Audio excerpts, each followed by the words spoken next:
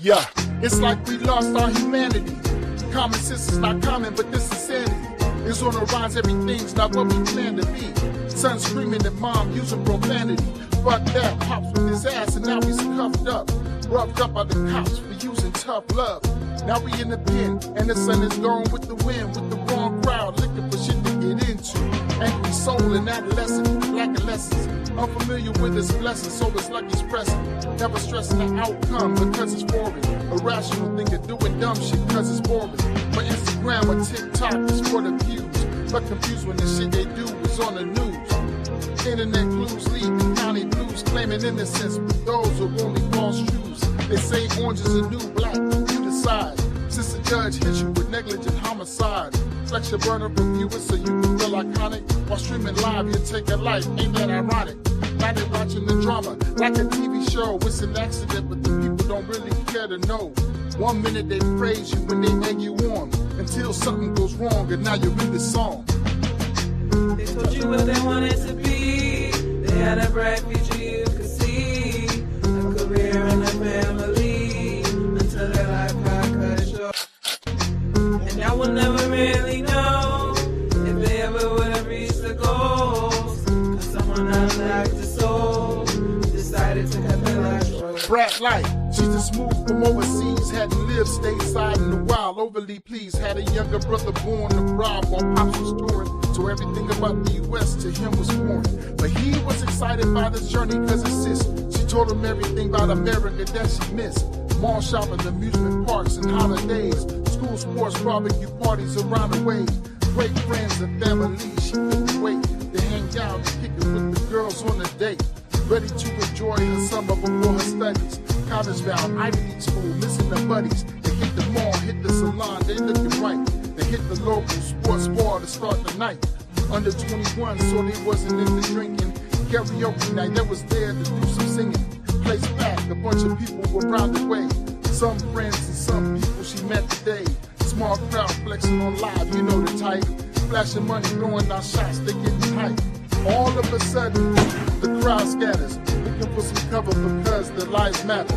When everything settles and the cops come to the door, they learn she was caught with a stray dead on the floor. Damn. They told you what they wanted to be. They had a bright future you could see. A career and a family, until their life got cut short. And I will never really know if they ever would have reached the goals. Cause someone unlocked the soul, decided to cut their life short. Welcome to another episode of Musically Zone Talks Boxing. And it comes to you by way of the Block Band, which started on Marlowe's Corner. We're just keeping it going. The Track Titans, who gives us our tracks. If you're looking for somewhere to drop some music or you need some tracks, holler at us. We're connected to them. Also by H.W. Wicks Handcrafted Candles. Their motto is relax and enjoy. Now that we done got that out the way, we back. And y'all know how we do here on Musically Zone Talks Boxing. I get it warmed up with a little bit of music. And then we're going to talk about some things.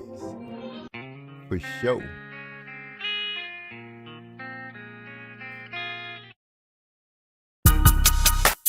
Coming out the trench. Beat it! Dolo, Big Ben. El Dolo on the beat. That's somebody. Yeah. Hopping out the 2-4. C7 Wheezy. This shit really hard. I just make it look easy. My game slow fishing. Float like a butterfly. Stretch like inches. I hear a lot of talk, but ain't too many from the trenches. Hard step hard, lost 60, now he swole up. Them hoes used to pass me by, now they like, hold up. Truck black wax, look like a bag of fruit oil. Texas edition leather, remember you a 2-star. Shit, I got 2 cars that I ain't even drove yet. You might use one, come through and spray your whole set. No bet, so be taking on the way out. I'ma win either way, so I'ma let it play out. Gon' bring them K's out, let them hoes blaze out. If you really real, gon' and close them niggas' days out. You can't sit back and let it linger, cause if you do my ninja, they gon' snatch you like a zinger. coming out the trench, coming out the trenches, coming out the trench, coming out the trenches, coming out the trench, coming out the trenches, coming out the trenches. Better get their ass some braille if they claiming they can't see. They don't really need their eyes when they focusing on them Z. Blow a blunt and sip a fifth about it. Have them straight up sick about it. Sitting on the throne waiting for them to come click about it. Treat them like the ashes on the blunt, gon' flick them out. Get one of the go hards to come through and straight trick them out it. Pistol talking, damn Z, gon' make me handy. They talking too much, please let me show them they some pansies. Raised by some killers, so killer talk don't move me. Just saying, then squeeze a new scene from a movie. Make their brains hang from the things that I will bring. Started at the bottom, now I'm standing on the top, man. Coming out the trench, coming out the trenches, coming out the trench, coming out the trench. They said, MZ, take another lap. I'm like, okay, let's go. When everything is going right, expect a quick left, bro. I seen a lot of souls get sold before the cash roll. I tried to warn them about it, but they always tell me hush, bro. It seems they forgot. Yeah, I moved in them streets. Yeah, I stood on the cuts, and I always had heat. And I stood up in the kitchen, whipped it up so I can change. When I went away to college to put an edge on this thing. Coming out the trench, coming out the trenches, coming out the trench, coming out the trenches, coming out the trench, coming out the trenches, coming out the trenches, coming out the trench, coming out the trenches, coming out the trench, coming out the trenches, coming out the trench, coming out the trenches, coming out the trenches.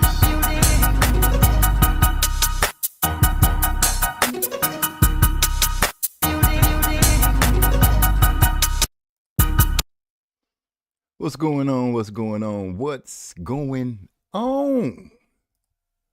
I'm back like I ain't never been nowhere. We got OG Napoleon Armstrong in the house. What's going on, my brother? I've been gone for a minute, but I'm back for a second. You know, that's how it goes sometimes. Life be calling you. You got to get to moving when you got to get to moving. So much has been going on from what I'm understanding with boxing. First of all, let me just say, I understand that the wheels have fallen off of the Jake Paul and Tank fight.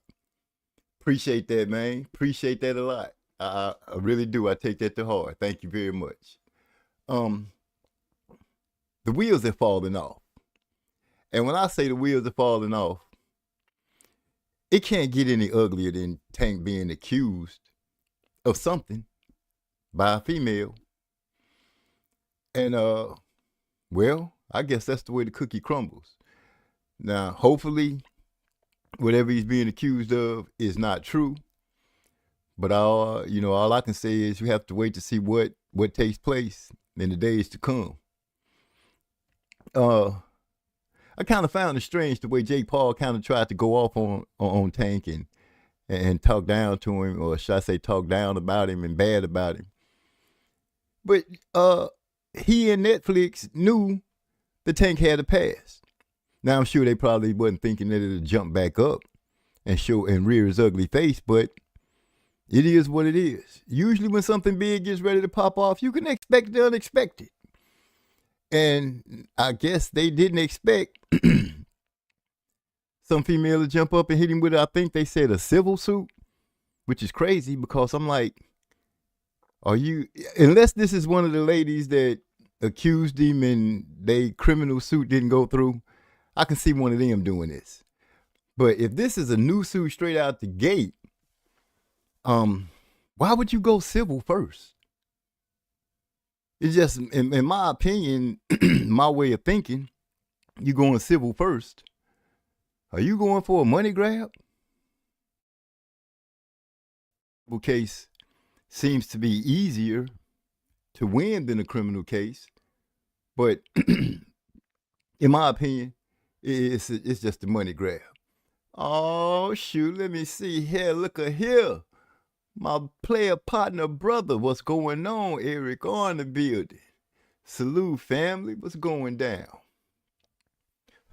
It's not a lot that I can say about the Tank and Jake Paul situation because it's not a fight that really rendered a lot of excitement or interest in the group that I deal with. You know, you like to see some real squabs going down and things and such.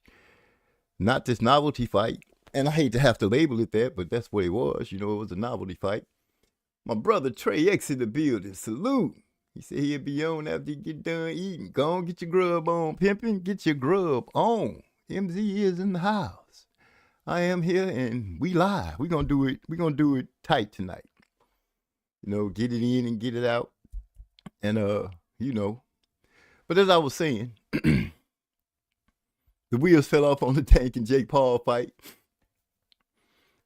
I haven't seen what people have to say about it or what they have to say about this situation that jumped up on Tank's back. But, you know, once again, I'm going to say I'm not going to be the one to just point and say what it is, except what you already heard me say about money grab, because it kind of baffles me that they went straight to a civil suit and not a criminal suit. Unless I'm mishearing and it's being misreported, that's what it is. Now, before I get deep into anything, man, let me take my hat off and salute twice. A quick 5 count of silence for Michaela Mayer. Man, she went over there and fought Mary Spencer and beat Mary Spencer up at 154 pounds. And I have to say, it is my opinion at 154 pounds, Michaela Mayer seems very formidable. Very formidable. She was pumping that jab on old girl and wailing some nice hooks. I mean, seeing her throw her hooks the way she was doing in that fight, I've seen her throw hooks in many fights.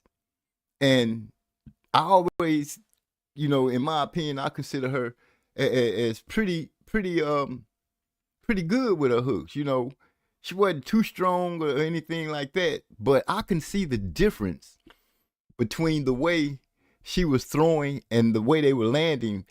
I could see a different effect.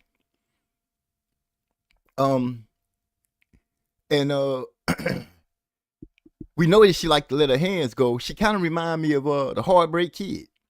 You know, get behind that jab and pumping that jab. And Mary was trying to get away, but Michaela was cutting the ring off on her. Where you going? Where you going? No, you can't go over there. No, you can't go over there. Mary was overwhelmed immediately. You're right. She was overwhelmed immediately. Michaela came out pumping that jab and throwing those hooks right away. And she just kept it going, pushing to that girl. Now, old girl, you know, she tried to throw some punches back. You know, I ain't going to just do it like that. But at the end of the fight, she looked like she was the one that was in the fight. And Michaela didn't so much. And she walked out the ring with 3 belts. I need to do some homework and find out who got that other belt. Because, you know, Michaela could do that. Now, she said something about going down to 147 and becoming undisputed. But it is my opinion, at 154, she looks great. 147, she was all right. You know what I'm saying? She was all right. I'm not saying that. But her at 154 pounds, to me, that's the Michaela Mayer that I think people will love to see on a continuous a continuance of this Michaela Mayer at 154. I would love to see her campaign there straight out. She done already snatched up 3 belts. So, you know, I gotta give a salute to Michaela Mayer. Plus, she one of the girls. She one of my favorite girl fighters. I enjoy watching her fight. You know what I'm saying? I'm a fan of Michaela Mayer, but I think y'all already know that. And then she the cards was like 100 to 90, 98 to 92, 98 to 92. Not even close.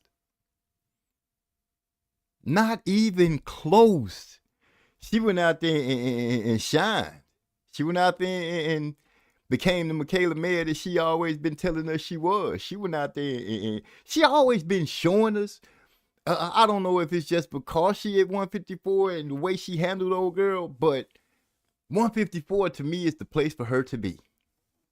Y'all let me know if you think she should be there, or if you know, I have no problem with her going to 147 if she's gonna go down there and try to become undisputed. But if that's what she plan on doing, then let it be so. Then let it be so. I can't remember who it was that told me Fabio Wardley was gonna stop Parker. But yeah, he put that on me. He put that on me. You are so right. Well, Eric also said, I hate how Jake Paul lacks the creativity and promote lacks the creativity to promote versus a black opponent. It has to be generic with privilege. It has to be the generic with privileged troll hat that's old and played out. He could be upset because who could he get to step in to generate the views and the money that little man was gonna help him generate? Who else is he gonna pull out? You know, the storyline was getting wound out. Shakur and Steven, whatever his name is, the other two fighters that was over there working with him, you know, it was a storyline starting to play out, in my opinion.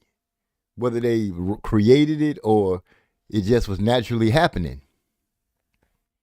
And, you know, he might be a little upset that if things go awry, like it seems they are, and Tank can't fight, or Netflix don't want to promote the situation of him being violent to a female or whatever to a female that's supposed to happen. I could see them not wanting their hands on that. I could see them not wanting to put that on their platform, because just imagine the backlash. Think about when what was it? Just think about when old boy got took off the air, and people start pulling their money from Disney. How Netflix would be if people like that start canceling their subscriptions and stuff because of what's supposedly going on with Tank. I find it weird how men boxers challenge themselves to be dominant and moving up in weight, but women dominate and move down in weight to challenge themselves. I might have it wrong. Oh, that's a magnificent point. The women do move up and down a lot more regular than the guys. And I feel you, but you put the hat up there, so I went on and rode with it like it was. It fit just the same to me. Didn't have to change it up. It still went the same for me. You know what I'm saying? But I feel you. To the women moving up and down, them challenging themselves moving up and down. We don't see the guys do that.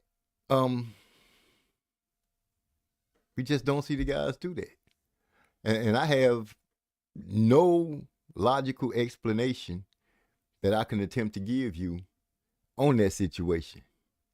I just have to put that one up on the board as I can't really answer it. But I do agree with you 100% that the sport does ride like that. The ladies move up and down and challenge themselves. Fight good fights. Some of the guys, you know what I'm saying? I won't take that away from some of the guys. Some of the guys do that as well.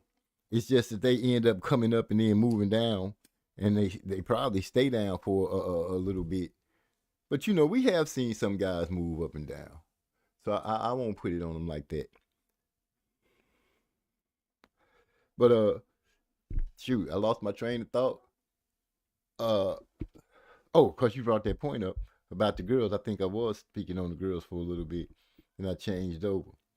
But, man, hats off to Michaela Mayer. I got to say that as many times as I most possibly can. Oh, I was saying Fabio Wardley. That's what I was saying. I don't remember who told me that. I have to go look it up. But one of the guys told me that Fabio was going to do what he did to Parker. That fight I did not see, have not gotten a chance to see or anything like that. I just know that our brother Trey X had texted me. And I looked at my phone. When I did look at my phone and saw the text, Parker got his ass knocked out. I was like, damn. I should have listened to that man. I was trying to give Parker, being hot, the wins that he got and so forth. But, Worley might be a star in the making. If he can keep this up, he just might be a star in the making. Sorry, 3 belts. Stay at 54. O'Shea Jones has the other belt. Lauren Price has 3 belts at 47. O'Shea Jones has the other belt. If Michaela about that life, though, you know what I'm saying? That's just one fight to be undisputed or not. You know what I'm saying? That's a hell of a gamble. You know what I'm saying? And going down, is Michaela holding the other belt at 47? I can't remember. I think she has a belt at 47. Oh man, that's undisputed. She got an undisputed chance if I'm remembering correctly, if she is holding the belt at 47. Oh man, Napoleon Armstrong, come on now. You know you got to be looking at it like I'm looking at it. Or maybe I'm looking at it like you looking at it. She got a chance to fight undisputed, whether she turn right or she turn left. You know what I'm saying? If it's only one belt, one fight she need to make at 54 to become undisputed, and then she got a chance to make one fight at 47 and be undisputed. The thing is, do she got enough dog in her to go either way? Or dare I say, go one way, pull off the unthinkable and become undisputed, and then decide to go at the other one while undisputed and go do it again. That'd be a nice way to become undisputed. And if she could pull it off 2 times, man, come on now. That's something. Now, let me not say that's something without saying, we know Clarissa Shield has been up and down and undisputed in more than one weight class and unified and all this stuff, but gotta give some shine to Michaela, man. If she could pull off either one, either way she goes, if her management team is about that and she's about that, the next time we should be hearing from her, hopefully, it'll be for an undisputed fight at either 54 or 47. Just thinking about it kind of got me excited. I ain't gonna even lie to you. That'd be big. That would be big.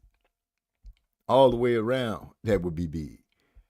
Richard Hitchison talking that life about wanting that smoke, saying that, I think he talking bad about oh my gosh, I know I gotta remember this man's name. That's in the fight, that's getting ready to fight Devin. I can't believe at this moment, right now, at this point in time, I can't remember this dude's name. It's gonna come to me though, y'all. Y'all just give me a second. It's gonna come to me. But anyway, Rich is saying that he'd take one of them. I'm like, okay. Richard talking that talk. But I think he said did he say that Brian wasn't nothing? He have to, if he gets the chance, I don't know. But what I do know is Brian Norman and Devin is getting ready to wrap it up. What is it? About 2 more weeks? About 2 more weeks, they should be getting ready to wrap it up. And Bill is saying that Devin gonna Norman Jr. That's it. Thank you, man, because it wasn't coming to me. Norman Jr. But I was getting ready to say, Bill saying that Devin gonna do a master class. He gonna do a master class and beat Brian Norman Jr. A couple of days before Thanksgiving. Hold up. If Maya become undisputed, I'll definitely give her a shout out on White History Month. Boy. And what month is that? But yeah, what month is that? Help me out. I pretty much thought they had all the months except for one.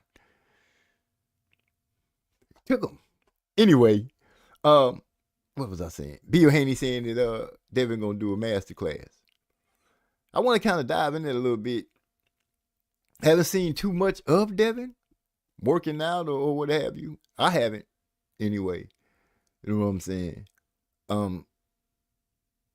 I don't know what he could be working on. You know, his last fight was lackluster, moved around a lot, but Bill took the credit for that, so his son wouldn't look like he was scared. You know, Bill was talking, you know, gave an interview and said he came up with the plan for Devin to just show the world that if he don't want to get touched, he won't, type thing.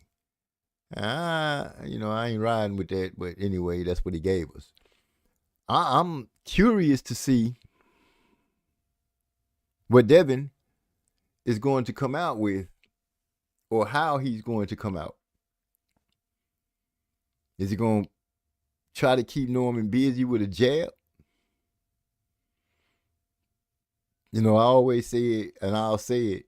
You keep a smart fighter busy with a jab, but that goes just as well as a fighter that you don't feel is smart. You know what I'm saying? You putting a jab on them, they just toe up. They out of there. That thinker, you know, you got to kind of reset him. Can you make Brian Norman reset? That's the thing that Devin is going to have to come out and show. Is he adapt and ready and able to make Norman reset? I'm wondering how much pressure is Norman going to bring to Devin? Is he going to push the fight at Devin? You know, because in my opinion, I'm not sure. You know, is Devin, Ryan, Rowley that I have my questions about, with a fighter pressuring them and bringing heat at the same time. Not saying Norman is going to do that, but if he does, I really want to know how that's going to unfold for Devin. Skip February, then from March to December. I feel you. Devin can't last for 12 rounds. Like I said, he's gonna have to use his jab, and he's not going to, how can I put it? He can't be predictable. He can't sit there and just 1-2 all night. Because at some point, I believe Brian will catch on to that, to start parrying and sending some heat back. Devin gonna have to mix it up, you know, be unpredictable with his shots. Make Norman have to think, you know, can he do that? He says, "There's shell shock where Norman respect his power." Two good questions. Is he shell shocked? And does he have something to make Norman think about it before he run up in there? You know, time gonna tell in just a couple of weeks. You know, that plays into what I was just saying. You know, Devin got to be more in his bag that Bill has been saying he has. He's gonna have to go in there and come out with some things that we're not adapted to seeing him do it on a regular basis. But he can't just be on no 1-2, because in my opinion, he don't have that 1-2 power to just rely on something like that. But I know he got, you know, good feet and everything. Depends on if the VC left snack in his wheelchair. Boy, you wrong for that one. Really, it depends on if he left snack in his wheel to damn. You wrong. He has to win this with his quick feet versus Norman's slow feet. Stick and move laterally.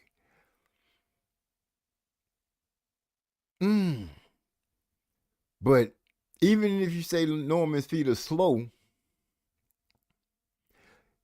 is it possible that he could end up dancing Devin into a corner? You know, Devin can't let Norman land on him and then not engage, because that's a sure way to lose the fight. He said, was that too soon? My bad. No, it is what it is. And rest, R.I.P. to Victor Conte, man. I'm going to give him a quick 5-second count.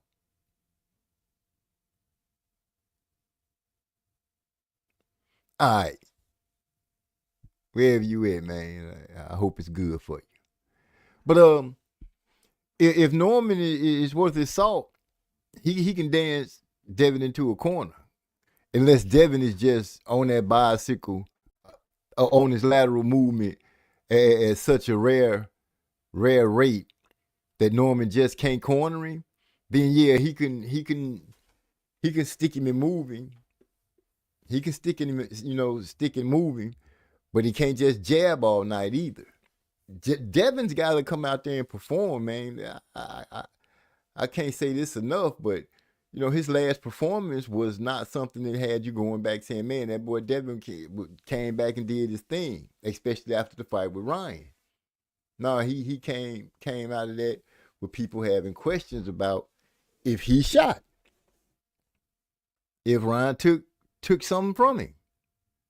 Because the fight after that, it didn't show us that he, that Ryan didn't take something from him. He said, yeah, Ryan can't use that. Devin can't use that Ryan Garcia game plan. Damn that. Now, he can't stand there and try to, you bringing that up. Man, I surely hope that boy don't stand out there and try to outpower Norman Jr. I hope he doesn't do that.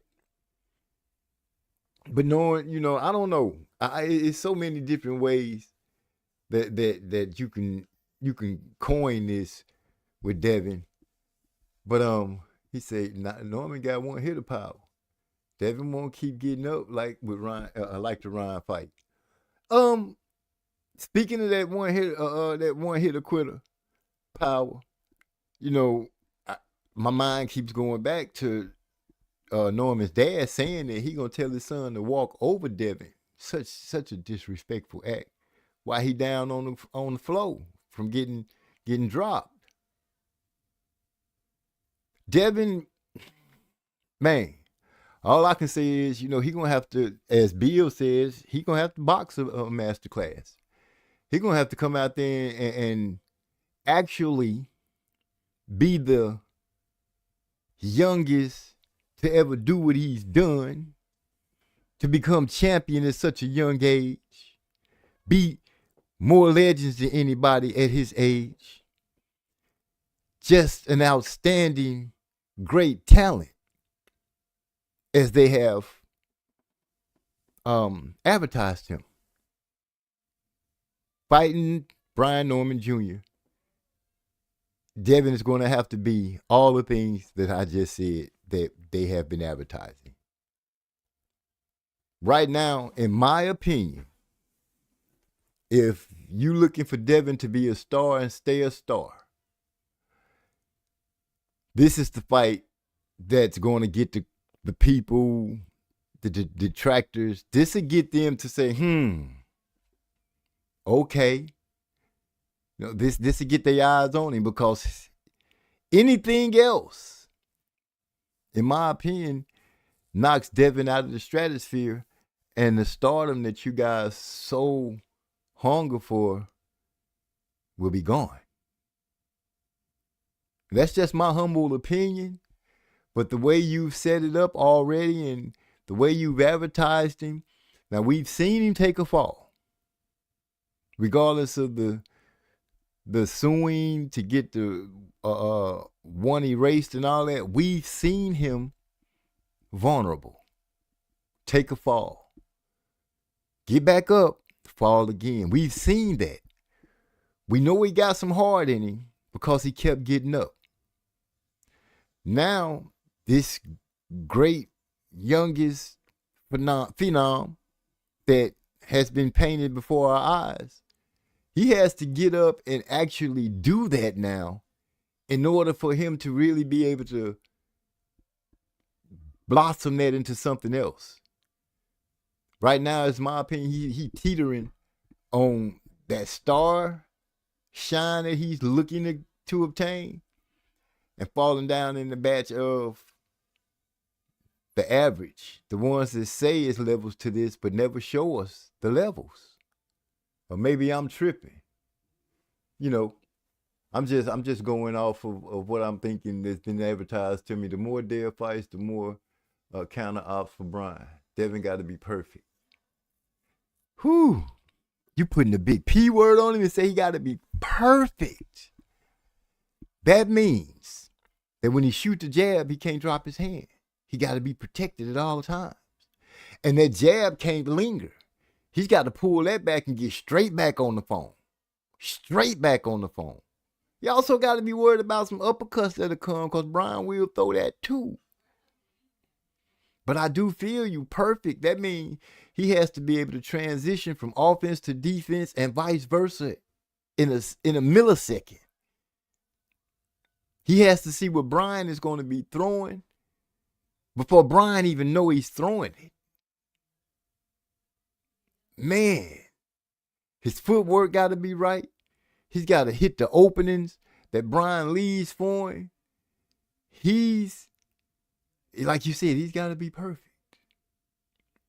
He's got to be perfect. Now, he could use the speech that Julian Washington used in Remember the Titans, and he could tell his dad, ain't nobody perfect, and I ain't trying to say I am.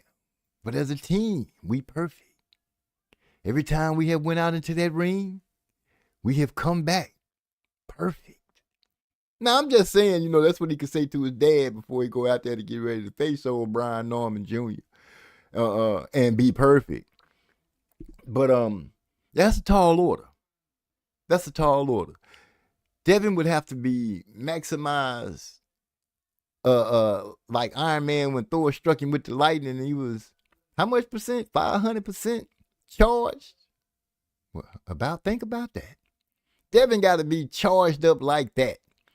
And Brian Norman Jr., somebody going to have to slip him a dead battery. You know, one of those batteries that you use it when I don't know if y'all had race cars that had the batteries, but you know what I'm saying? When the battery get low, your car starts sputtering, won't turn, won't do nothing.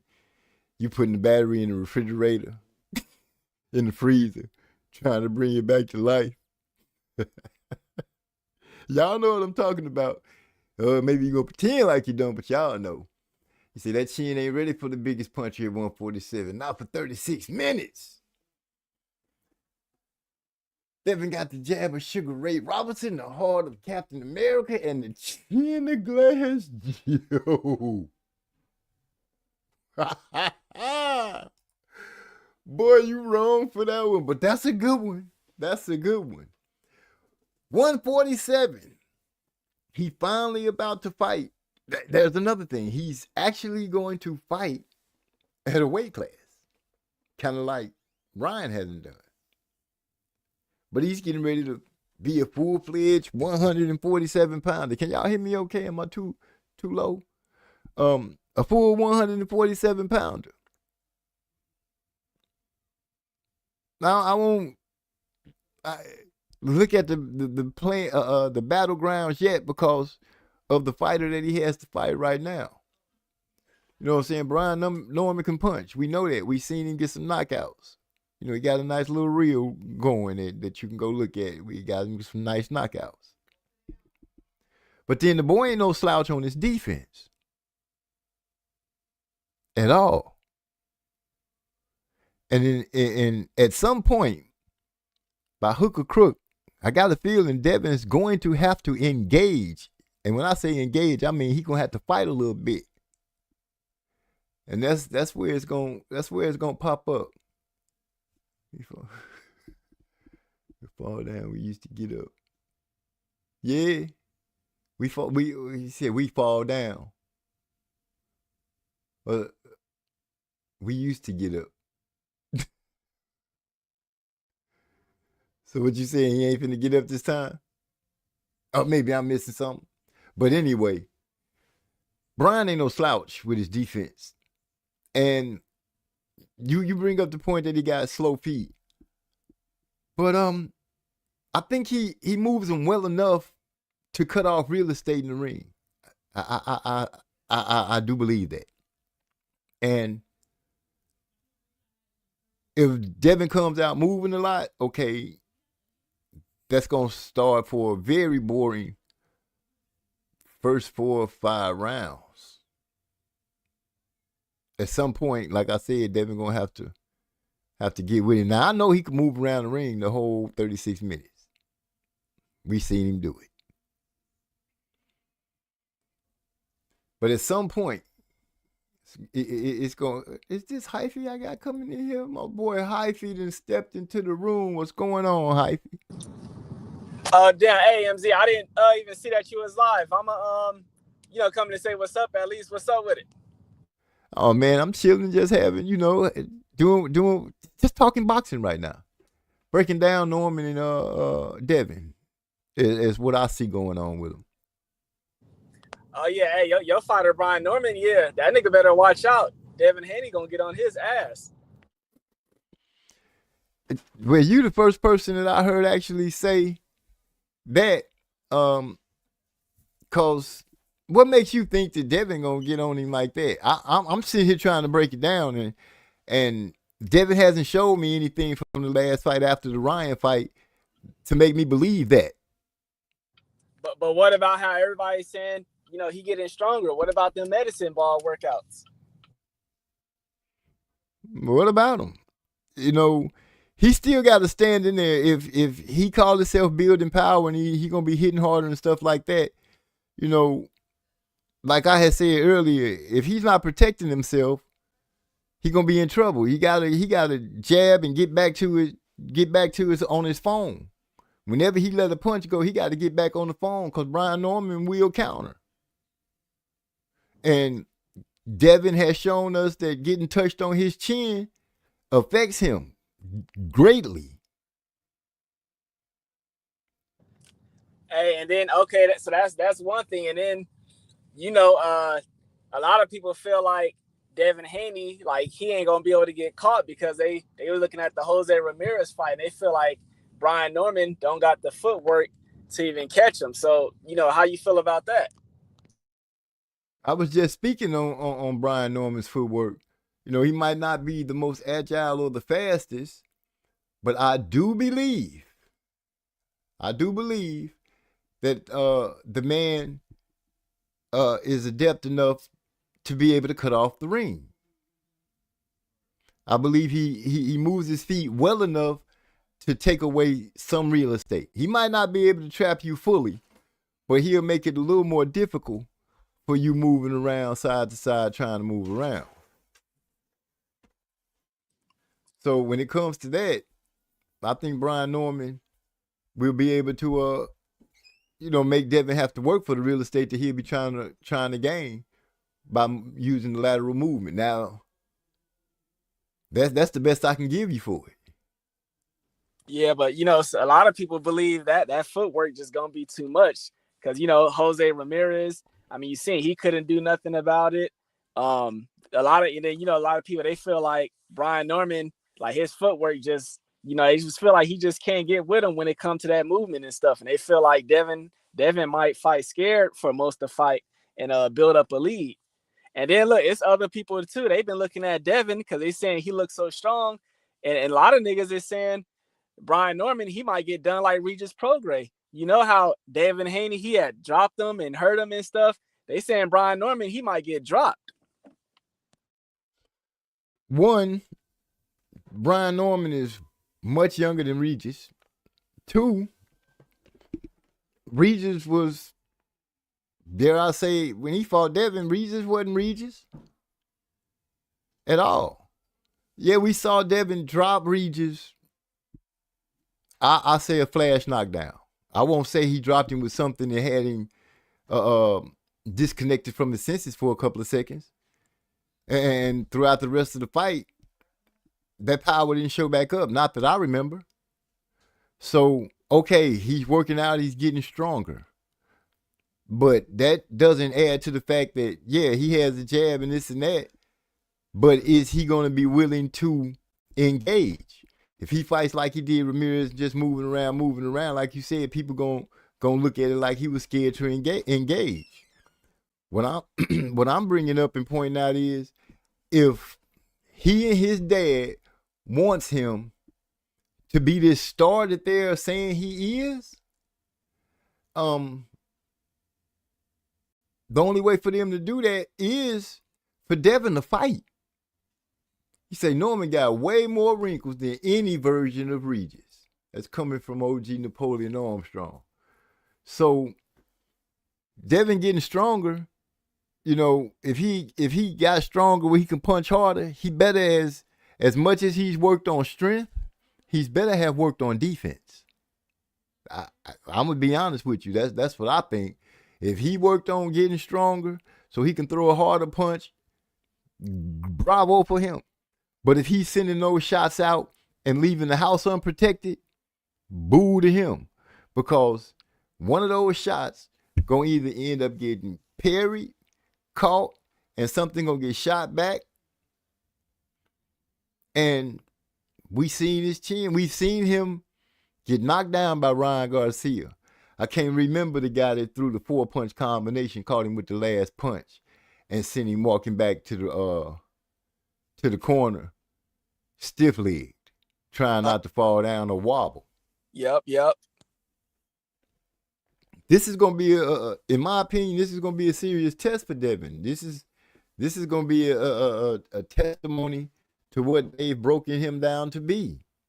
All the bragging about him being the youngest champion to beat more legends at his age than anybody, you know. It's time for them to bring that out. Linares, thank you. Oh, my brother, AI Meets in Music is in the house. What's going on, pimping? Glad you just slid in and getting chill a little bit. But, yeah, Linares called him, and so we know, I guess you would have to say, at this point in time, Devin's chin is suspect. We know that. What I want to know as a boxing fan, since they still trying to advertise him and get him out there and make him be this greatness, what I want to know is, are y'all going to protect that chin? What about Brian Norman's chin? What about his chin? His chin suspect. How many times you seen him wobbled and give up? Or wobbled and disconnected from his senses, not give up? You know, we seen him get dropped by Santillan. You know that, I mean, by Bullshuck in that fight that he had. He got dropped in that fight. And then what happened? Didn't he get up and continue to win that fight? Yeah, but you know, some people will say because that knockdown, his chin is suspect. With him, I would say he got caught with a shot that he should have been protecting himself from. We seen Devin, what I'm saying is we seen Devin on more than one occasion in trouble. And when Devin gets touched on the chin, he actually loses a little bit of his faculty, so he starts stumbling and wobbling. He gets very wiggly and loose when he get touched on the chin solidly. Not no more. Not at 147. You know, this Devin Haney, he bigger, stronger. This Devo Dev, he gonna be better. So I guess they done figured out a way to do a chin exercise to make his chin stronger. Or maybe they got in touch with Daniel Dubois' dad and got some of that specialty. Let me not say it like that. Got some of that magic put on that chin. Maybe Devin went over there and talked to him, so maybe that's why he's so confident. Don't know. But what I do know is when he gets touched on the chin, from what I've seen in the past, it is not good for him. Yeah, the thing is, Brian Norman ain't gonna be able to catch him. You know, that's the thing. That footwork just way too good from Devin Haney. Some people feel like he ain't gonna be able to catch him.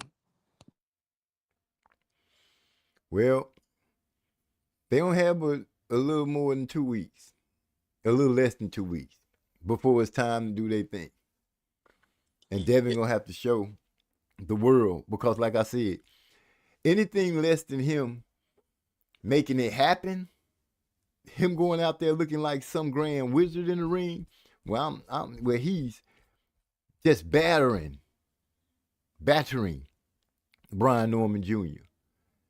right there in the pocket, making him miss, making a half step back, making him miss, and then sending something back devastating. That's the Devin Haney that's gonna have to show up on the 22nd.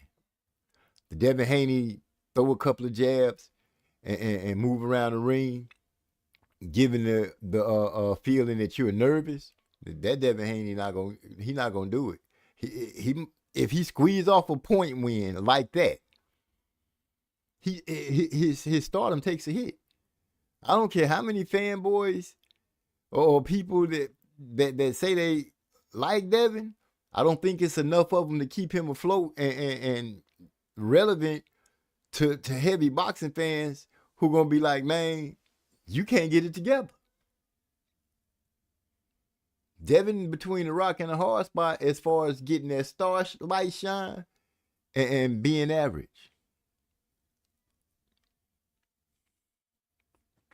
Well, this gonna be the fight to put him on the map. So therefore, you know, Brian Norman Jr., you know, he just in the way, and Devin Haney gonna take care of business. That's what he's saying.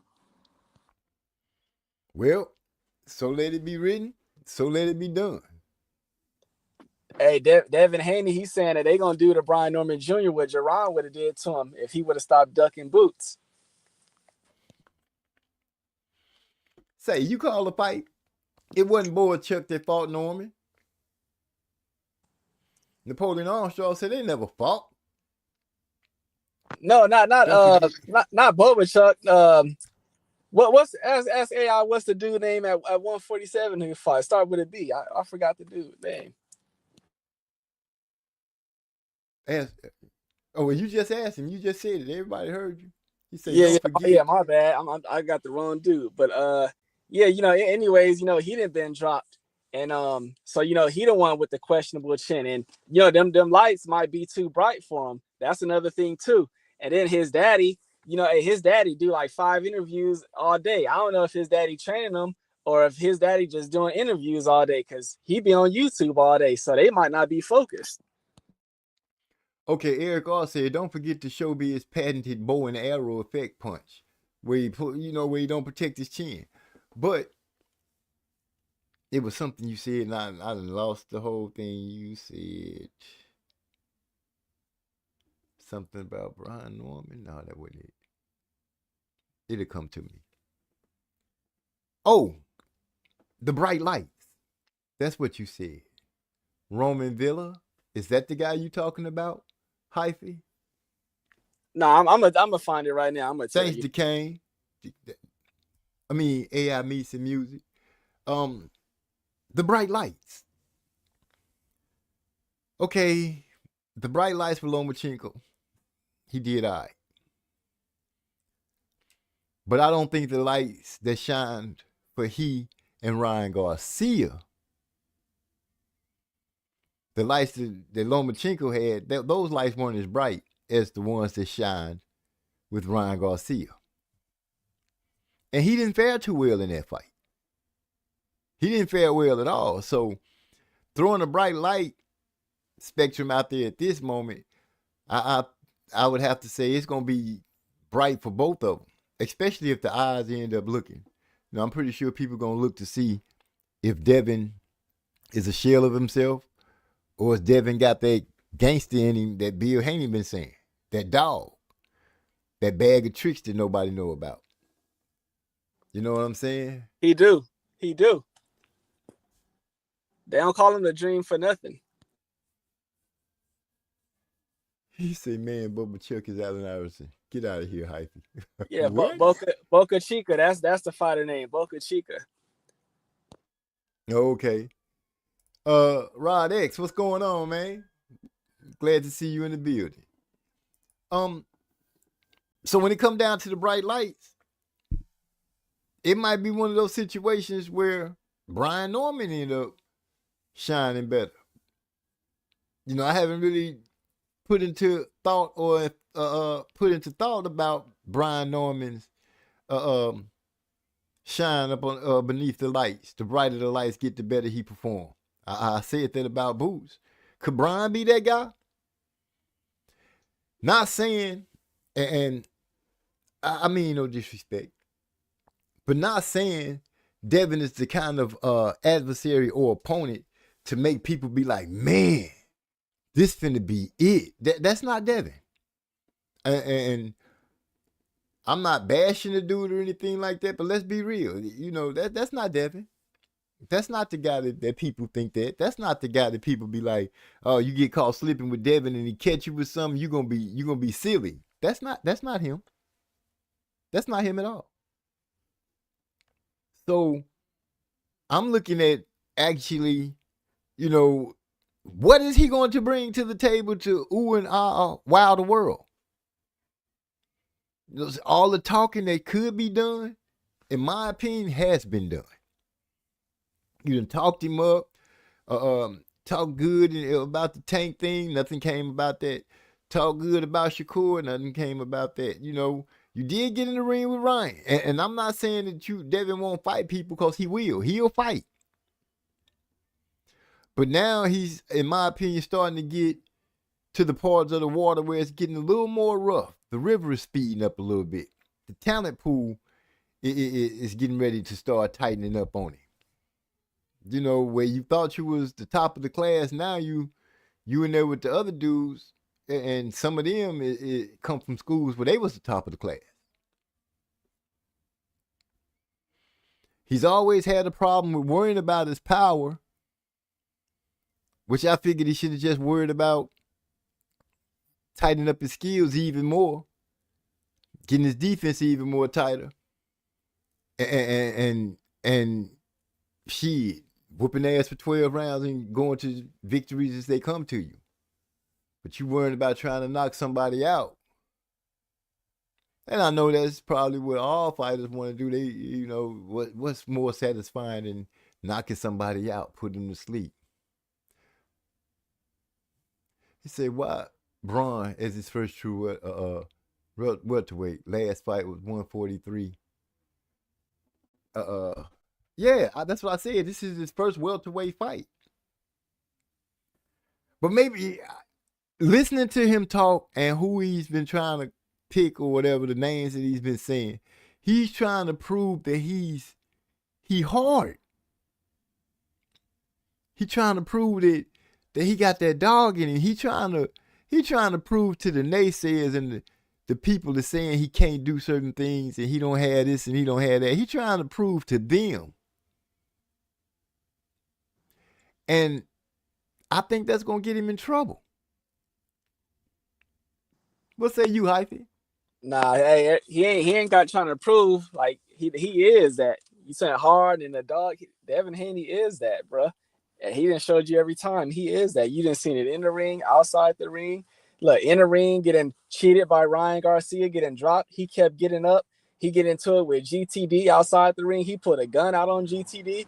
He that in the ring and outside the ring. He's the truth. And he gonna be ready when that fight come. Brian Norman, he might not be ready. My boy say, when I look at Devin, I see him as the Ray J of boxing. Not Brandy's little brother. I'm going to put it like this. That stuff that you pulled out for him, what he did outside the ring, don't mean crap inside the ring. Now, yes, Ryan Garcia was dirty. And I've been on the record saying, we don't know if that it could have been a half a second that Devin needed, and maybe the Austrian gave it to him. Don't know. But you can't say nothing about shit. Let me roll back up. So the first dude that stuck him and had him wobbling around, yeah, he lost the fight. But he showed to Devin Linares. He showed that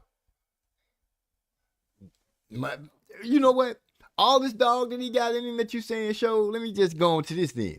Since he got all that dog in him, and I don't think his equipment is all that type. It's like sending a good dog out against another good dog, but your dog armor ain't all that good. It got holes in it. And I think that's Devin. He got the dog in him, but he lacking the power. He need to be a cerebral fighter. Go out there and be smart. Use the ring and angles throughout your career. If a knockout happens to come to you, so be it. Remember last time his best knockout punch was that he reached down from the floor and slung it all the way across his shoulder and caught old boy. And I think he broke his jaw. So that really just like, oh man, with Devin asking people in the locker room, how was my power? That should tell you something.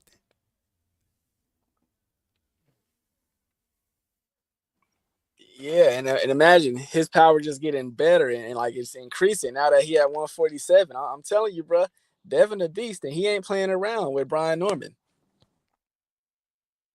Well, we could say that about both of them. Say Brian Norman is a beast, and he ain't playing with Devin. I think, in my heart, Devin better be ready for a real fight. I think Brian Norman Jr. is really going to try to hurt the boy. They've been doing a lot of talking, a lot of disrespecting back and forth. The Haney's tried to make Brian Norman look like he was a dirty fighter, doing all those interviews and talking about how they signed for Vada, why he ain't signed up yet, just pushing and poking the bear. Poking and poking and poking. And now, on the 22nd, all that poking gonna have some gloves on, and it's just gonna be you and him in the ring.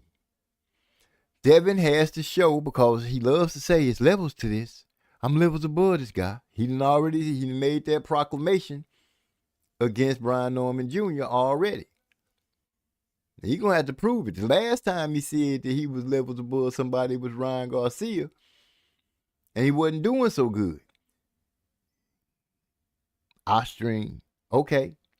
So they got it erased. But say Devin run into a fighter fast like Ryan Garcia that got some pop. Is the same thing gonna happen? We already seen Ryan Garcia. He got a little hard, but Rolly showed us what to do with that. I'm gonna say it like I said it in the beginning.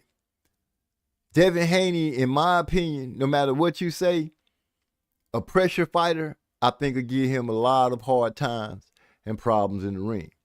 And I believe if Brian Norman Jr. comes out there, and I don't know how good his gas tank is. I don't know if he tires out. But if he can put enough pressure on Devin and be close enough where he can shoot shots at Devin, causing Devin to have to expend a lot more energy than he gonna want to. If he can corner Devin up and make Devin fight, Devin's going to be in trouble. I don't think Devin can deal with a good pressure fighter. That's why I would say I'm willing to put the likes of Pitbull against him, Ryan. We already seen what he did to Rolly. I don't think those three guys are good. I don't think they can deal with a pressure fighter, especially one that's bringing heat. And I believe Brian Norman Jr. can apply pressure to Devin Haney. And for the people that's riding with Devin, cause an upset. I just see so much more that Devin has to do to keep himself afloat and winning this fight than I see Brian Norman having to do. It's just so many more things that I think Devin has to do. He has to avoid getting hit by this dude with any powerful shots, especially to the dome. Especially to the dome. I don't know how well He can absorb body shots, but that dome got to be protected, or he will be in trouble. He got to give as good as he get. He has to give Brian something to make Brian think. You know what I'm saying? He's gonna have to do that, and if he can't do that, Devin gonna be in trouble. If Devin can't muster up something to keep Brian Norman from just getting to him where he can maul him, either Devin will go to sleep or Bill will throw the towel.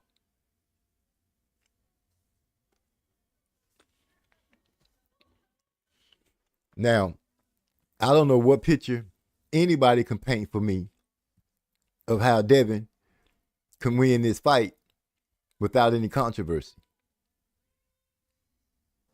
In the ring, that is. So you don't think he don't think he got enough skills just to stay in the pocket and just, tattoo Brian up all night? Like, you don't think he could do that? Do you think he can do that? Do the Devin fans, do they think he can do that? I've already said that in order for him to do that, he has to have been practicing on defense as much as people are saying how he's worked on his power. In order for him to stay in the pocket, his defense got to be A1. And I don't think it is. For the simple reason, the only thing that people have been concentrating on is his power. I've only heard Bill speak about they've corrected the bow and arrow punch effect thing that they was talking about. I've heard him say they've corrected that. But I didn't get a chance to see it in the fight that he was running. I didn't get to see it. So you're expecting me to say Devin corrected that flaw. He's corrected the flaw of turning over his punches so he can land with power. If Clarissa Shields could do it, because that's a shot that I know you would take. If Clarissa could do it, Devin should be able to do it. Now, if he's corrected the way he throws punches and he's turning them over now, and he's tightened up his defense where he can be in the pocket, catch and shoot, block, roll, if he can do that all night, then he got a chance to win the fight. But do I believe he can do that all night? Nah, I don't. And when I say all night, I do mean, he'll move around sometime, but at points he will engage. How is his engagements going to look? Is he going to be trying to throw some 1-2 and then clinch? Or is it going to be get in there, throw some work, slip, make you miss, step on out, move around, turn you, and make you reset? Now, somebody laughed at me when I said that's what Terrence Crawford would do to Canelo, and that's exactly what he did. I'm saying that's what Devin needs to do, but I don't know if he's capable of doing it. He hasn't even shown me the capability of where he popping somebody enough. You know how they say Floyd didn't have no power, but Floyd didn't have you running up on him after he hit you a couple of times. If Devin can achieve that, the road becomes a little easier for him toward a victory. Not easy, just a little easier, because now he's giving Brian Norman something to think about. Something to make him say, damn, I don't want to get caught with something like that on a regular trying to get in and do what I need to do. Devin is going to have to discourage Brian with some power. Is that possible? Because if not, the pressure that I'm saying, if Brian brings to Devin, Devin will be in trouble. It's still the same pressure. It's up to Devin. If Norman brings that to him, Devin has to be able to find a way to go into his tool bag and present something to make Brian change the game plan a little bit. He said, what happens when Devin gets caught 30 seconds into the round and got 2 minutes and 30 seconds left? If he's smart, he better clinch. try to clear the cobwebs as quick as possible. He said, if Devin happens to drop Norman, he better not get happy and try to fight in spots or bang, boom. If he dropped Norman, if he dropped Norman, he going for the finish. Really? What if he dropped Norman, like I said, and Norman not on Wiggle Street? You know, the knockdown on Regis was a flash knockdown, in my opinion. Even Devin was surprised that Regis fell. Hell, Regis was surprised that he fell. But this ain't Regis. This Brian Norman Jr. This Brian Norman Jr. who Bill and Devin have been talking crazy about for as long as the fight has been made. It seemed like it's almost been a year waiting for this fight to come around. How much talking has been going on with Bill and them and the antics and the tactics that they had pulled before. The man had already signed. Flash knocked down the best. Devin ain't separating nobody from their senses. You got Napoleon Armstrong. Napoleon riding with me as far as let me go on the record and say I have nothing against Devin. You know, he's one of the four kings, and I expected to see that four-way thing go down. We didn't get it like that. What I am saying is the advertisement of Devin Haney, the dream that his dad has put out for him, is not aging well. And now they're in a situation where they have to show and prove that this is who they are. I'm not trying to hear about him getting on the bicycle. I'm not trying to hear about him using lateral movement the whole night and not engaging. I'm not trying to hear that. When somebody get close to you or look or feint you, you almost jump to the other side of the ring like Frank Martin was doing with Tank. I need to see Devin Haney plant his feet from time to time and make Brian Norman respect him. You know, but he say me either. Wrong fight for Devin, in my opinion. That's it. Now, kudos to him for going after Brian Norman Jr. First run out of 140. First run out at 147 pounds. But you know, I give him respect for that. He like, you know, you're right, Hypey. He got hard. He running straight for the wall. Straight forward. But does he have the resolve for it? Hey, so why you think? Oh, I'm sorry. No, go ahead. Why I think what? So why you think he picked? Why you think they targeted Brian Norman? Like, you think they seen something in him? Brian Norman hot.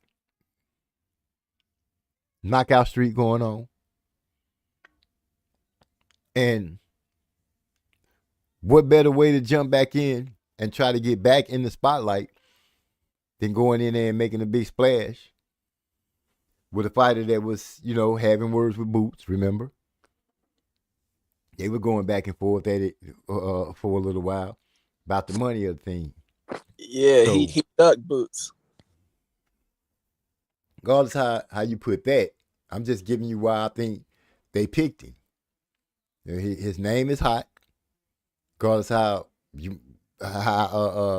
Devin fans might feel about him, his name is hot. He got more knockouts than Devin. He young, like Devin. This is a great opportunity. Now, if he wins, his stock rises. You know, they can build a whole bunch of more snappy sayings and great praises for him because he went and he conquered Brian Norman Jr., the man that got power in both hands, and he was on his knockout streak. Devin came through and knocked him down. But I don't think that they're going to get to use that material. But He did. As a matter of fact, I think they trying to put out a two-way. Boots knew better, so why Devin think he got this? Now, I don't know, Napoleon, with Boots and Brian Norman Jr., I think that would have to require a whole different kind of breakdown. So let's not turn the car that way. Let's keep that mug on Devin and Brian, because right now Devin got a hill he got to climb.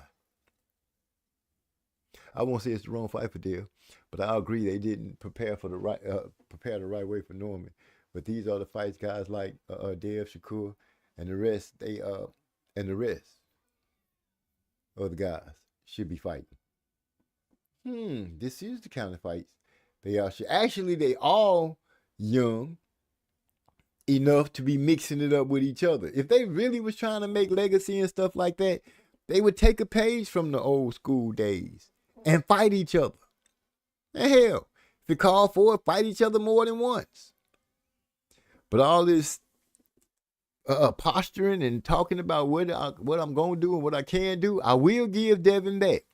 He does get his fights. He does get fights. So with that part, except for Tank, he couldn't get Tank. I don't know if he can deal with Shakur. I'm still trying to figure out how he gonna deal with Norman. He's trying to give me the sidestep. I can't do that. I gotta stay on point. It's no way, as hard as I think about it, that he say Norman be the type you let somebody else knock off if I'm Devin. No, but that won't do Devin him no good, man. Not in my opinion. Right now, it's like one of those situations where Devin has the perfect situation. If there's a time to strike, now is the time to strike. All the other fighters have done their thing and had their shine. Crawford did his thing. Booston did his thing. You know, now you getting ready to fight Norman. This is your time to strike. And you got to strike well because you got Roach and Pitbull getting ready to go at it. Speaking of, this is a chance for Roach to add some more revenue to his stock. This will give him a little more bargaining power. If he can go out there and dismantle Pitbull, because knocking Pitbull out, I'm not seeing nobody doing that no time soon. But getting out there and handling Pitbull and making him look like he levels below, Roach need that. You know, so that'd be a bragging point. I beat him better than Tank did. Even though they're gonna say, they're gonna remind him that Tank's hand was hurt. But this is a chance for Roach to do his thing about with Pitbull. Cause Pitbull gonna be coming. He's gonna be coming with some heat. But I think Roach got a good enough foot movement that he can do something. He can land some punches. You just can't let himself get caught. Not a lot. Especially not with something you don't see coming. Pitbull are dangerous for anybody, in my opinion. They say Devin not even acclimated or took 47 punches to get 2 fights at the weight first, in my opinion. Well, one thing we've recognized about Devin and we do know about him, we've learned about him, is every fight that he's been in, he always came in ballooned up a lot bigger. This acclimation thing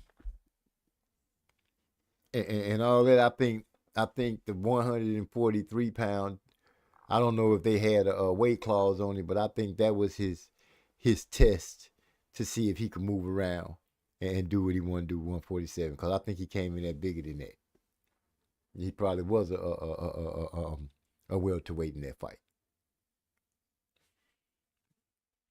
You say, that's a weak mindset. No disrespect, OG. Nah, you have to learn to be guys like Norman to be able to not only step up, but have staying power at the championship level. This is Dale's mean machine.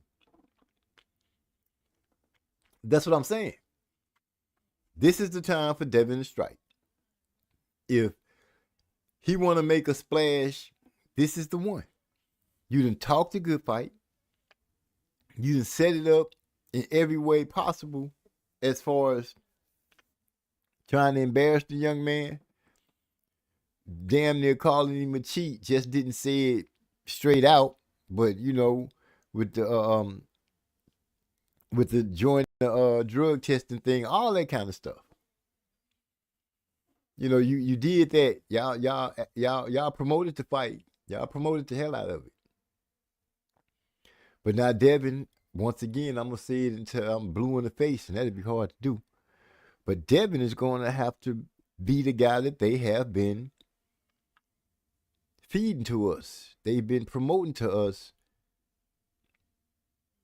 Lomachenko, I believe they realized the Lomachenko win didn't do what they thought it was going to do. It didn't make people look at Devin with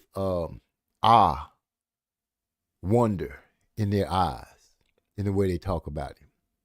You know, for the most part, it's them that's doing the talking about him as being as great as he's supposed to be. A few other people, but not enough to make it a wave.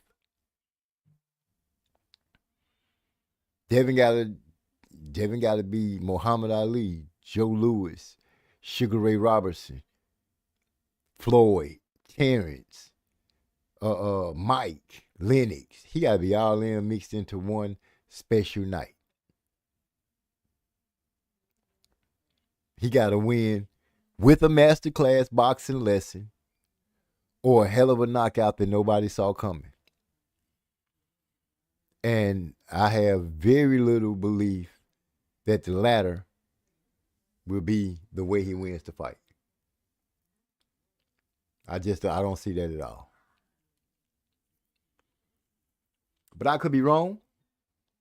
That's just me.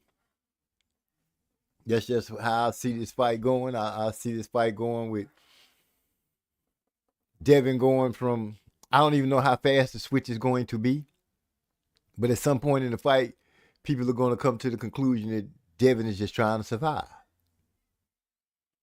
Now, I would love to be wrong, and I would love for Devin to paint a whole different picture and show me something that made me say, damn, I didn't think he had that. I just didn't think he had that. I know he got some heart and all this kind of stuff, but I didn't think he had that. Devin's going to have to pull that off. And I'm not hating.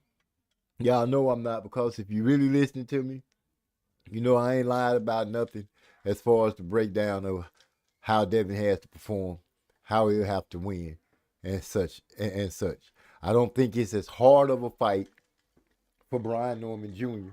as people are deeming it to be and hoping that it is.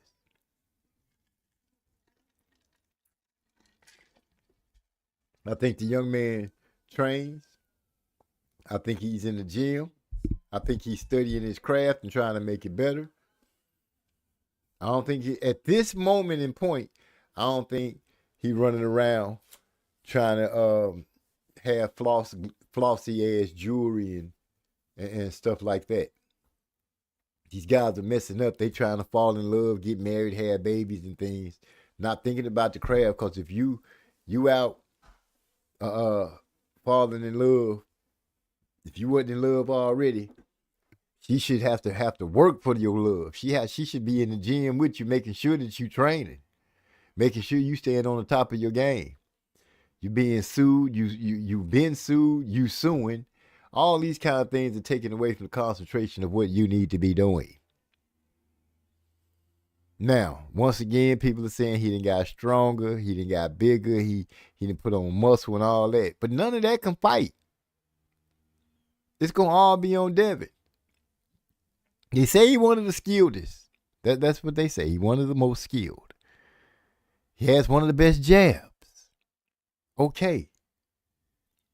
Use the best jab and set up the game and systematically break this man down. If you don't do that, you're going to be in trouble. I'm just telling the truth. Mind somebody come tell me I'm lying right now. Can't be done. Can't be done. And I'm wondering, let me just throw this out here because I heard Terrence Bud Crawford. I saw the video. I saw him with the old boy's partner. You were calling out Janabek. Partner, promoter. And I think Janabek supposed to be fighting Laura in December. So if Janabek win, could it be the Crawford trying to go after? Is it possible? Is it possible this man might feel like he can go and try to be undisputed at 160? Is that possible? No, so I'm not gonna bring too much to it and raise too much, but he was on there talking. He had his fist up, smiling, saying he got his eyes on it. I got my eye on you, and I don't think he IOUing. I mean, he got his eye on it. But we'll see what happens. We won't. If anything pops off about it, we'll either hear it the night of the fight if Janabek win, or we'll hear it like early 2026. They'll pop out with it. My opinion. That's what I'm thinking.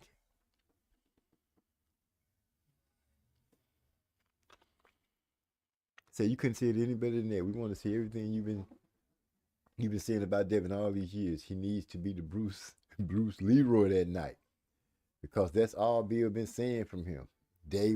Saying from day one. He said Dave think he can do it like Bud. That's a possibility. He could believe all he wants. But if you haven't corrected the mistakes that you make and really concentrated and figured out what you need to do and how you need to do it against Brian Norman Jr., it's, all that want could be for naught. All that belief could be for naught. Hell, some people believe they could build an airplane, but they can't. Even if you gave them all the parts and the instructions. That's kind of hard, huh? But it's the truth. Who is Devin's trainer? Who comes up with his game plan? Let me ask you that. Because the last person I heard giving Devin instructions in the corner was Bill. Do you have confidence and faith in Bill that he can come up with a game plan to nullify what Brian Norman Jr. brings to the ring? I have to throw that question out there. I can say it's been some great matchmaking for Devin, and at the times that he needed to strike Lomachenko and so forth. Today's a Schofield Sr. Son gonna fall in the game. In the same trap as Bill and Devin. Stop telling us we need to see. Who the fuck is... Are you calling that dude's dad? Shadeja? You wrong to the mother. If Devin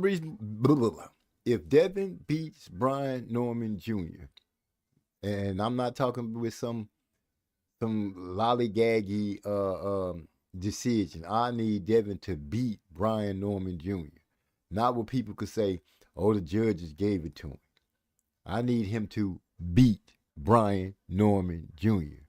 So when people do say that it was a good fight, there's nothing they can point to except unless Devin get hurt, fight through adversity, and come out with a victory.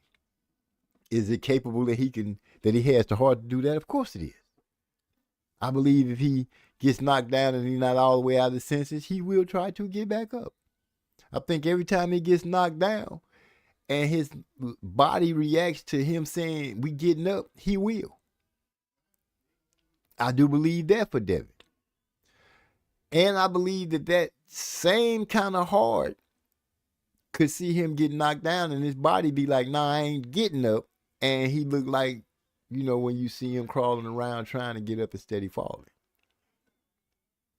I'm just saying. Not saying that that's going to happen, but we might see Devin trying to get up and not able to. The only outcome I see for Devin is, like OG said earlier in the program, he put in the chat earlier, lateral movement, sticking and moving. I'm going to go ahead and throw in clinching when necessary. That's the kind of fight Devin going to have to give. Now, with that, I'm sure people will have some grumblings and complaints, but he will be able to outpoint him throughout the fight. Not hold enough where the referee take points, but hold enough to where okay, shit, go and reset, because I ain't finna let you get that off on me. Catch this jab, catch this hook, up. Let me hold on a little bit. Now I'm finna move around a little bit. Make people forget that I was holding on for a little while. Hup, take this jab. Up, quick feint. Jab to the head, hook to the body. Get the hell up out of there. That's what Devin gonna have to be doing. Put your hand up, Devin, put your hand up. Guard that chin. Shoot the jab, get it back in quick. Shoot the jab, get it back in quick. He cannot let a jab linger. He cannot let any of his punches linger. He can't stand there and look at his work. He cannot do any of those things. Because if he does, at the time of least expected, Murphy's Law, something will come through and catch him. I'm just saying. He said Devin also added side-to-side movement to his game in his last fight. Yeah. He can use that too. That's the lateral movement. Get to the left, get to the right. Ooh, duck under. Let me grab you real quick. Not none of that grabbing around the waist and stuff either. Don't be doing that. Grab and put the hooks in high. Because when you're down low grabbing around the waist, it just looks like you got hurt. And you trying not to get hurt no more, so you desperately hugging. You got to dress it up where it look like, this is a small thing right here. Y'all know why I grabbed him. He finna try to catch me with that hook. Get on off me, Brian. Take this with you. That's what Devin gonna have to do when Dale get knocked down. If he not out, he gonna try to get back up like he did versus Ryan. And that's perfect for Brian. Well, that's what I'm saying. He gonna keep getting up if he gets knocked down. All this is hypothetical. This is just my belief. Y'all don't have to believe it. I'm just saying this is how I feel. I don't feel Devin is going to box Brian where he can keep him off him. I think Brian going to bring that pressure. And if Brian brings that pressure, Devin will start giving ground. Will he keep that side to side going? I don't know. But if Brian can work it where he gets Devin cornered in, Devin will be in trouble.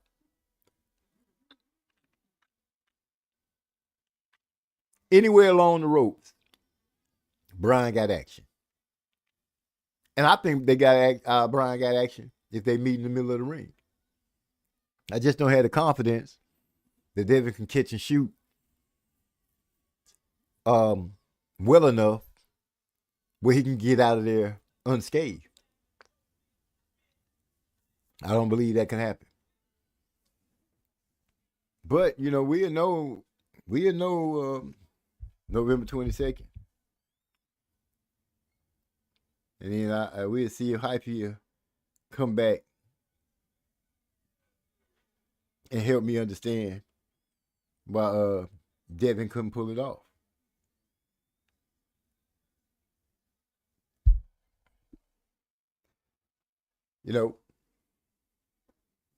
That's about all I got for you, man. As far as Devin and Brian Norman Jr., that's the fight that I wanted to speak on and bring up.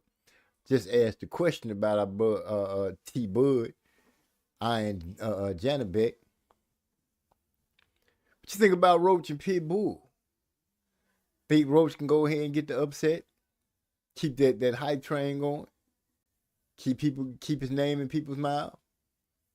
Tankton took a fall and the wheels fell off with him and Jake Paul. Lubin versus Ortiz. Oh. Who asking for the fight after them? Is Boots lined up for them, for one of them? Who lined up for that? I know Lubin have been through some things and been through, through some adversity. Got ran into a knockout by the Twin right at the beginning of the game. Then he ran, had issues with the Tower and Inferno, but he never gave up. Ortiz, I know he hard-nosed and he gonna try to bring it. But Lubin could stand a chance to surprise the world and be like, not today, Ortiz. He could do that. Not saying he will, but I wouldn't be surprised if it happened. I wouldn't be surprised at all. Boots. Okay, so Boots is supposed to be lining up. Wow. Boots is a name. That's a scalp to have because he's hot. Just had a hell of a stoppage himself. Got to tell the tape his arguments with Terrence Crawford and all this kind of stuff. That kind of kept him a little hot. Fall out with Brian Norman Jr., who getting ready to fight Devin, who this could spill over and make an even bigger splash. Lubin, Ortiz is hot, young, fresh. They already talking about. I think it's more of a conversation of Boots and Ortiz. You say Lubin ain't sounding right? Elaborate on what you mean. Is he sounding punch drunk? Is he sounding like he's not confident? Give me a little more off of that. And while you give me that, that's a smart fight for Roach. It is because he's fighting a dude that gave Tank such a hard fight. You just gave Tank, in your opinion, a hard fight that you feel like you should have won, but they gave you a draw. If he can go out there and handle that, Pitbull, not saying that Rolly is anybody, but he did go out there and knock out Rolly. He hard to stop. Eric Larson, Lubin could pull it off. It all remains to be seen if Mill and Fundora took too much out of him. I don't think Jamel took anything out of him because it was such a quick fight, and he just ran into something pretty much. He got caught. He just got caught with something. That was that. Fundora, that was a little longer of a beating, but I think Lubin is a fighter. I think he still got it in him. I think that light is still in him. And if it is still in him, this should have him chomping at the bit. Boots and Ortiz is pretty much counting you out. If I'm reading into this correctly, people already whispering that's the fight. For Lubin to put a stop to that and beat Ortiz, that'd be big for him. And I wouldn't see no reason why, if Ortiz was set up, why shouldn't Lubin be? But the lights would be bright with Boots and Ortiz. And I always said that I feel like Boots fights better the brighter the lights get. I think this would be one of the brightest for him. Oh yeah, this would be bright for him. Ortiz versus Boots, this would be very bright. Now I'm gonna say with Lubin, might have to look at the politics and which way they point. Unless he get a knockout.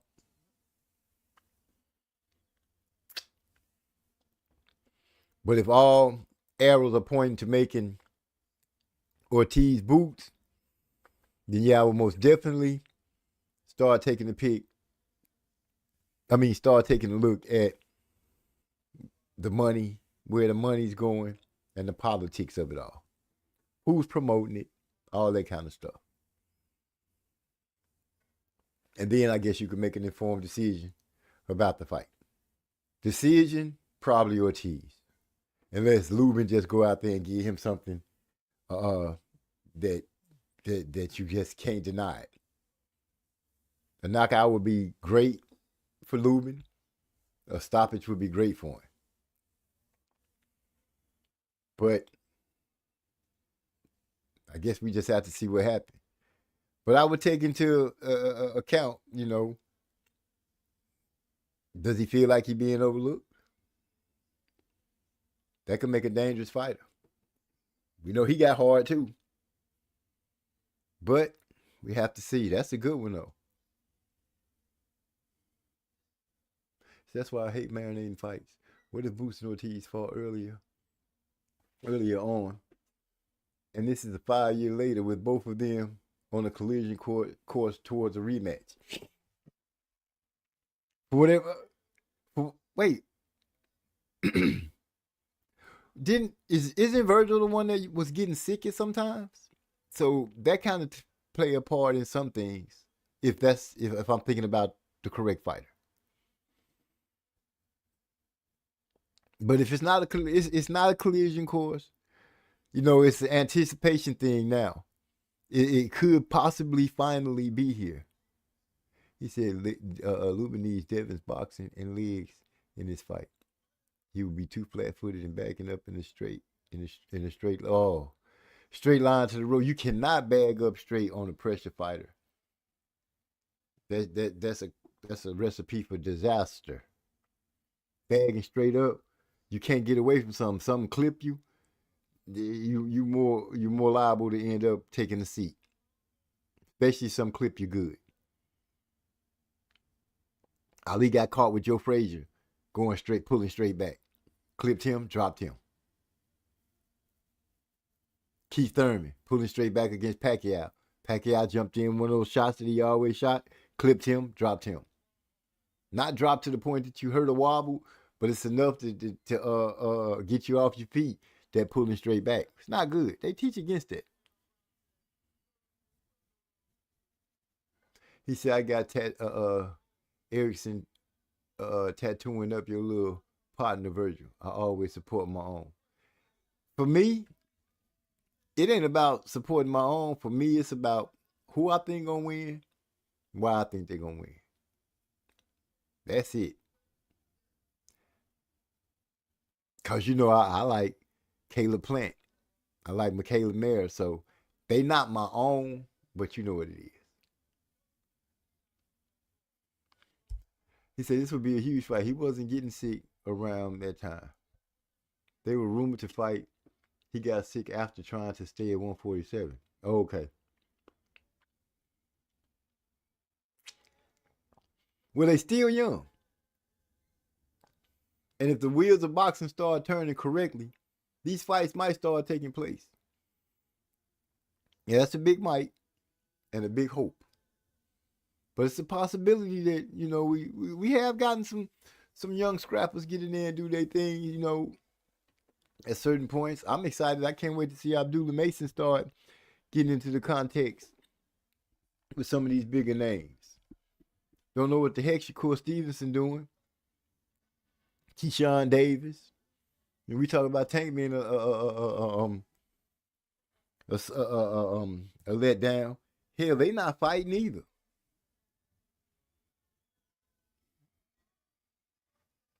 He's always bagged into a straight line. Gonna bang the test Ortiz, but won't withstand the output mid-fight KO. Ooh. You saying he gonna try to bang it out? Somewhere around, what round? Mid-fight? So you talking between 6 and 9? Huh. Okay. Lubin banging. Ortiz coming out.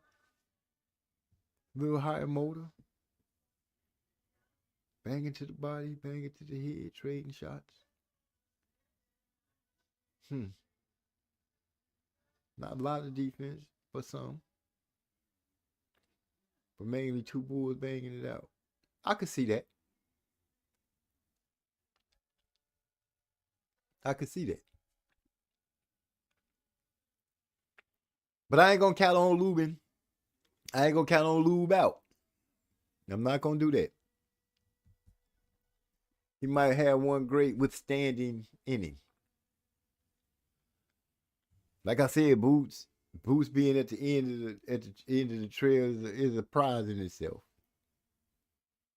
Young, athletic, hot, got a belt.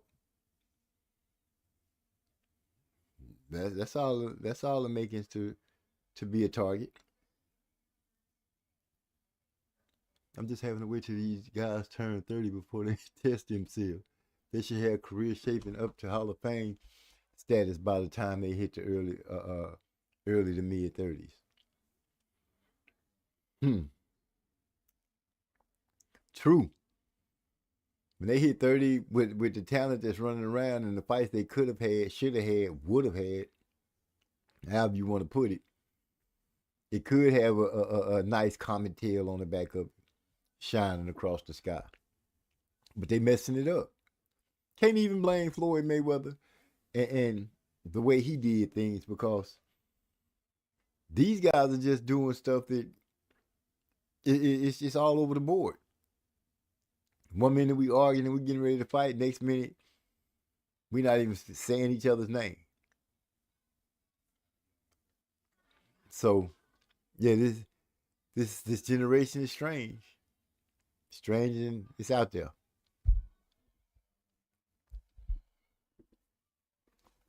Gentlemen, MZ gonna have to get off of here. We're pushing at 9 o'clock, 15 minutes till. Got to get up bright and early, but I wanted to stop through and holler at y'all and make sure everybody was doing good and see what y'all was thinking. Decane, hats off to Michaela Mayer. She did her thing. She got 3 belts now at 154 and looked good there. Devin Haney and Brian Norman Jr. I hope I can get a chance to see it. Say, have we heard that Earl retired from boxing, or am I late? What? Damn! If that's something you just surprised me. I didn't know. I haven't heard anything about it or seen anything about it. I don't know what's going on with the dude, but that's a good question. Actually, a couple of days ago, I was thinking the same thing. I'm like, is this dude gonna retire? We ain't hearing about no comeback. We ain't hearing about no possibilities. Anything. Last thing we heard from Earl was he was supposed to be fighting for Andorra. And that was it. And that was more like, to me, when Crawford was supposed to be fighting him, that was more like a block fight, a block announcement than anything, because nothing came of it. Crawford got a chance to go and beat the face of boxing. Floyd had an excellent resume by the time they fought.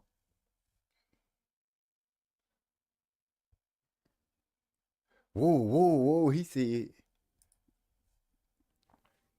word, the fight with Mayer and Lauren Price is the one now. Well, she could be undisputed at either one of those weight classes, because she got 3 belts in the 1 at 54, and she got 1 belt and it's 3, I think, held by one person at 47. So either step would be great. But yeah, man, Michaela looked good at 154. At 154, she landed a lot more solid leather. She went out there and dog walked that girl. Bruised up both of her eyes. Everything.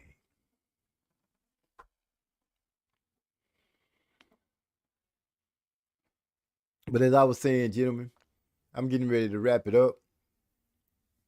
Got to get in bright and early.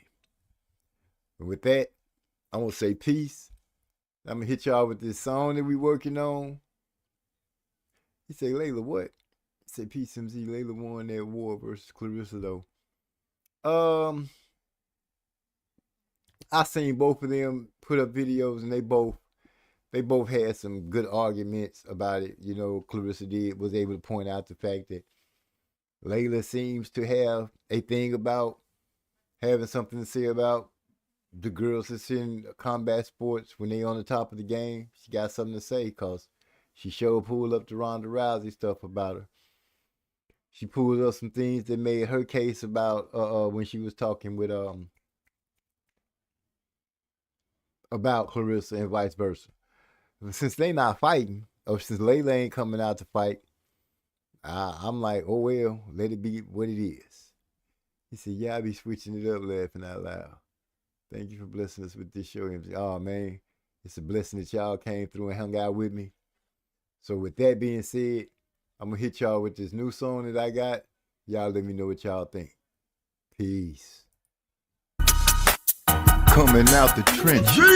Dolo, Big Pen, El Dolo on the beat. That's somebody. Yeah.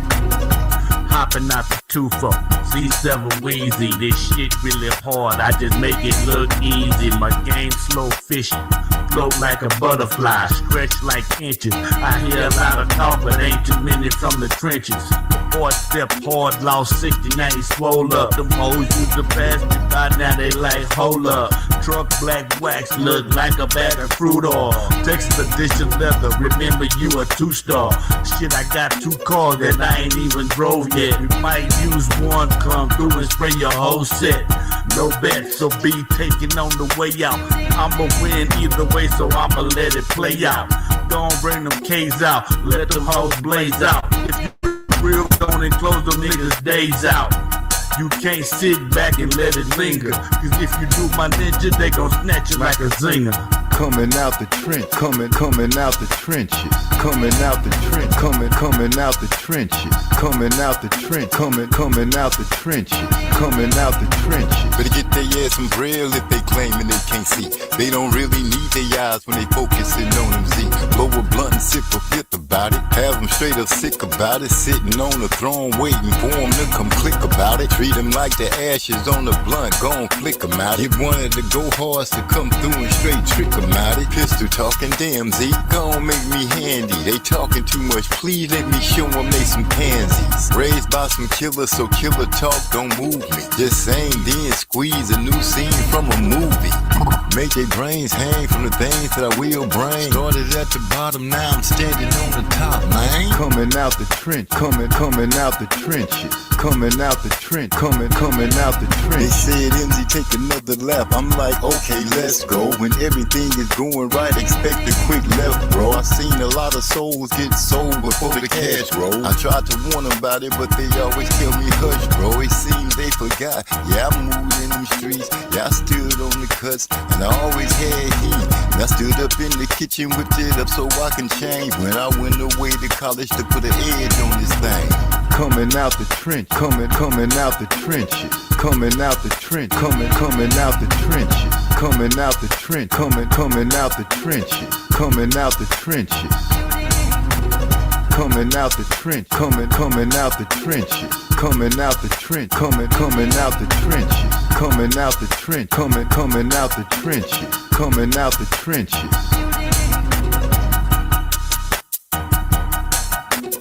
Lady Kane, you wanna get on the remix, you know I can make you happy. I will drop the beat one more time and I'm out.